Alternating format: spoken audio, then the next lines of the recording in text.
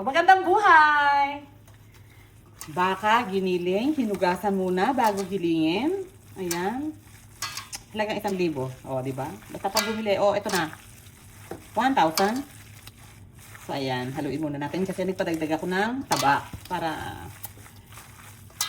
nahalo na siya.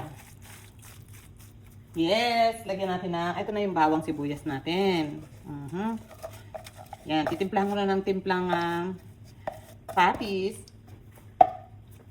Lagyan natin ng paminta. Lagyan natin ng perfect match chili flakes. Yan. Bikin man joke. Tapos, nilalagyan ko na ng chili garlic. O, diba? Ang anghang na. Sarap kaya yun. Nanunuot. Lagyan din natin ng asin. Diyan na dyan. Asin pa more. Diyan na dyan. Baka malat. Lagyan natin ng konting kalamansi. Pangbalanse. Pwede namang lemon. Ito available. Meron din naman akong lemon. Kaya lang baka ito bumigay, sayang. Kaya uunahin natin yung unang masisira. Yan. Sa giniling, maraming magagawa yan. Kahit na may timpla na siyang ganyan, pwede rin siya bola-bola. Pwede lagay din natin sa torta. Yan, torta talong, pwede. Sasama natin. O kaya, ano lang, omelette. Pwede din. Wow. Ang bango. Ang bango.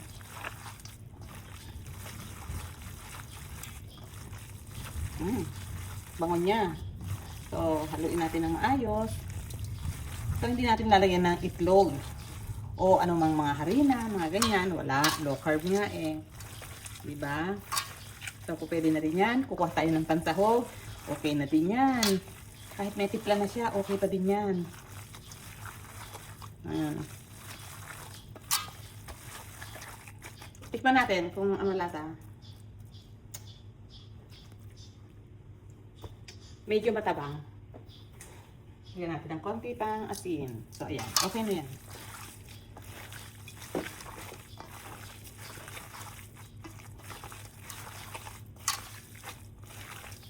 Yan. Ang bango. Sobra. So, yan. Pagka dilugin lang natin ng ganyan yan. Yan na. Pwede na. Pwede na yan. Pwedeng pwede. Hindi lang basta, pwede na yan. Kundi pwedeng pwede. See? Yan. So, yan ang ulam namin. Okay! So, yun lang. Madali lang, diba?